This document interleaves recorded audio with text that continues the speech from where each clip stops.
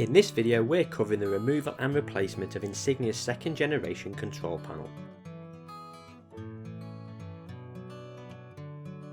For this you will need a Stanley knife. The first step when undertaking any maintenance on your shower is isolating your water supply. To start, disconnect the control panel wires and remove the thermostatic probe. Now unscrew the wing nuts and remove them and the fixing brackets.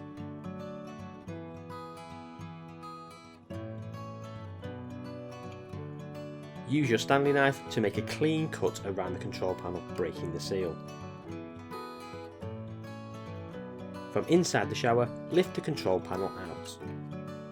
To replace, reverse this process. Simply place the new panel from the inside of the shower.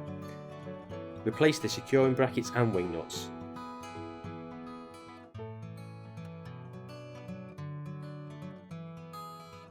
Finally, replace the thermostatic probe and reconnect the wires.